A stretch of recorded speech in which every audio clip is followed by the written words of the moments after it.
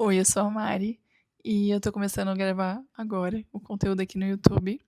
E como eu tenho muita dificuldade de ler, eu decidi gravar uma série de leitura de livros. Eu tenho muita dificuldade de leitura, porque toda vez que eu começo a ler, eu tenho uma grande dificuldade de entender o que está escrito e também estar presente. E justamente esse autor, que é o autor do Poder do Agora, ele fala sobre um novo mundo e o despertar de uma nova consciência. Então, esse é o livro que a gente vai começar na série, é o nosso primeiro livro. Eu tento ler esse livro há mais ou menos 8 meses, e toda vez que eu começo, já aconteceu de perder ele, já aconteceu várias coisas, e no final eu não consigo lê-lo.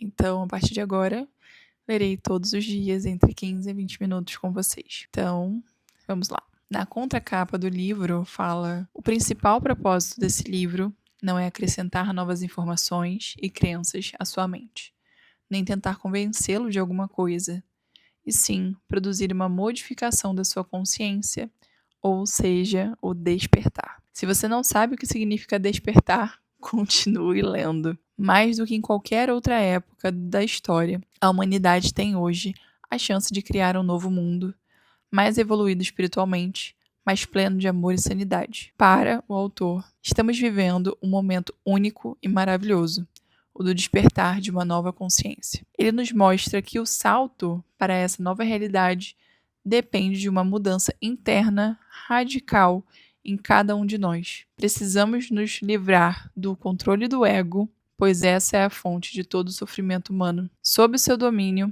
somos incapazes de ver a dor que infligimos a nós mesmos e aos outros. Quando despertamos, o pensamento perde a ascendência sobre nós e se torna o servo da consciência, que é a ligação com a inteligência universal, a fonte da vida da qual todos nós procedemos. Enquanto desvenda a natureza dessa mudança de consciência, Toll nos ensina a vencer as artimanhas que o ego utiliza para nos isolar um dos outros. De forma inspiradora, ele nos ajuda a descobrir o nosso verdadeiro eu.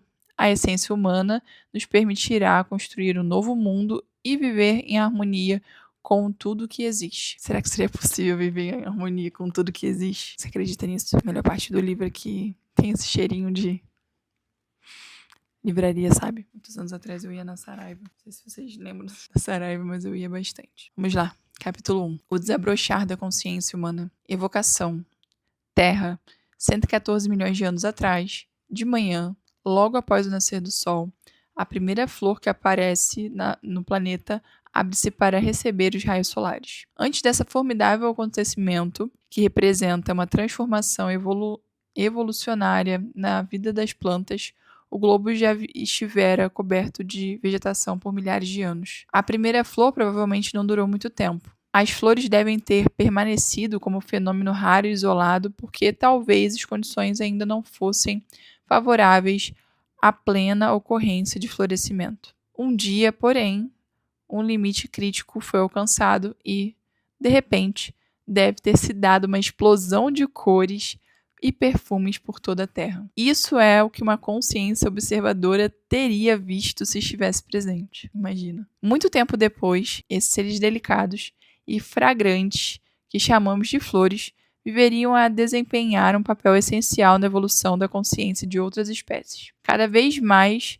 os seres humanos seriam atraídos e se sentiriam fascinados por eles. É provável que as flores tenham sido a primeira coisa que a consciência da espécie humana começou a valorizar enquanto se desenvolvia, mesmo que elas não tivessem um propósito utilitário imediato. Isto é, que não estivessem vinculadas de alguma maneira à sobrevivência. No decorrer dos tempos, as flores foram a fonte de inspiração de incontáveis artistas, poetas e místicos.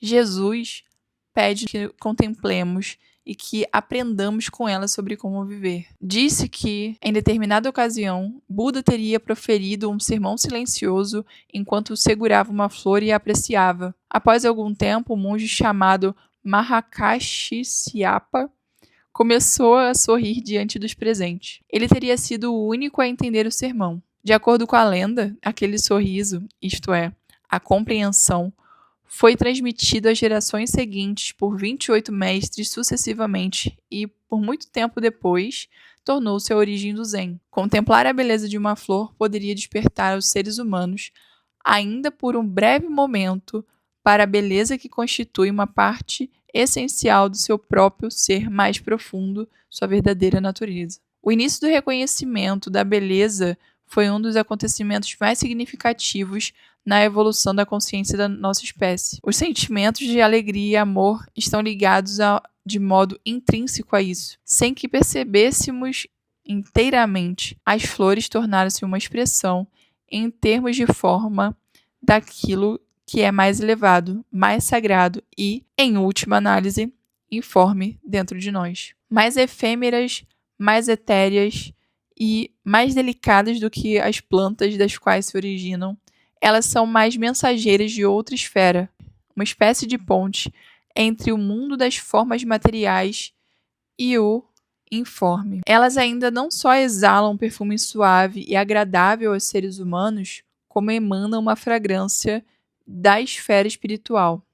Se usássemos a palavra iluminação no sentido mais amplo do que o convencionalmente aceito, poderíamos considerá-las a iluminação das plantas. Toda forma de vida em qualquer reino estudado pelas ciências naturais, mineral, vegetal, animal e humano, pode passar pelo processo de iluminação. Porém, é raro isso acontecer, uma vez que significa mais do que um avanço, pressupõe uma descontinuidade do seu desenvolvimento, um salto ao patamar inteiramente diferente do ser e, mais importante, uma diminuição da materialidade. O que poderia ser mais pesado e mais impenetrável do que uma rocha, a mais densa de todas as formas. Ainda assim, algumas rochas passam por uma mudança da sua estrutura molecular, convertendo-se em cristais, tornando-se transparentes à luz. Há carbonos que, sob pressão e aquecimento extraordinários, viram diamantes, enquanto determinados minerais pesados se transformam em outras pedras preciosas. Quase todos os répteis, as mais terrenas de todas as criaturas, permaneceram imutáveis por milhões de anos.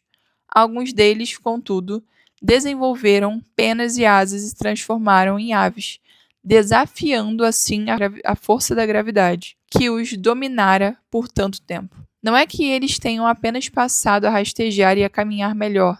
Esses animais transcenderam completamente a capacidade de realizar esses dois tipos de movimento. Desde tempos imemoriais, as flores, os cristais, as pedras preciosas e as aves têm significado especial para o espírito humano. A exemplo de todas as formas vivas, esses elementos são, é claro, manifestações temporárias da vida subjacente, da consciência única. Seu significado especial e a razão pela qual despertam tamanha fascinação dos seres humanos, que possuem um grande sentimento de afinidade em relação a eles, podem ser atribuídos à sua propriedade etérea. Como existe certo grau de presença, isto é, de atenção silenciosa e permanente nas percepções humanas, nossa espécie tem a faculdade de sentir a essência vital divina, a consciência ou o espírito imutável que há em todas as criaturas, em todas as formas de vida, reconhecendo-a como compatível com nossa própria essência. Por isso, somos capazes de amá-la como nós mesmos. Até que isso aconteça, contudo, a maioria das pessoas vê apenas as formas exteriores, não atendendo para a essência interior, da mesma maneira que não percebe sua própria essência e se identifica somente com a sua forma física e psicológica. Estão ligados ao externo, quem sabem quem são internamente. No caso de uma flor, de uma ave, de um cristal ou de uma pedra preciosa, porém, até mesmo uma pessoa com pouca ou nenhuma presença pode perceber que essas formas contêm algo mais do que a mera existência física, sem, no entanto, saber que essa é a razão pela qual possui sentimentos de atração e afinidade em relação a elas. Por causa da sua natureza etérea, a forma obscurece o espírito que a habita até que ele atinja um grau inferior em comparação ao que ocorre em outras criaturas. Por causa da sua natureza etérea, a forma obscurece o espírito que habita até que ele atinja um grau inferior em comparação ao que ocorre com outras criaturas. A exceção a isso são todas as formas de vida recém-nascidas, bebês humanos e filhotes de cães, gatos, cordeiros, etc. Esses seres são frágeis, delicados, ainda não firmemente estabelecidos na materialidade. Uma inocência, uma doçura, uma beleza que não são deste mundo brilham por meio deles. E é por isso que encantam até mesmo pessoas de pouca sensibilidade.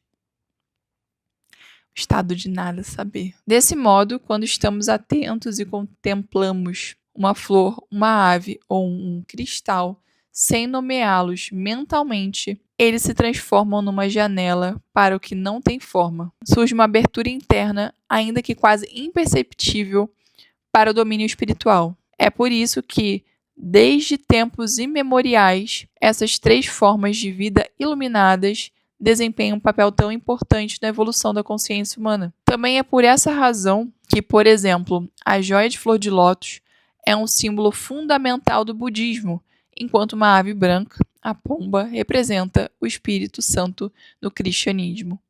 Elas vêm preparando o terreno para a mudança mais profunda na consciência planetária que está destinada a acontecer com nossa espécie. Esse é o despertar espiritual que estamos começando a testemunhar agora.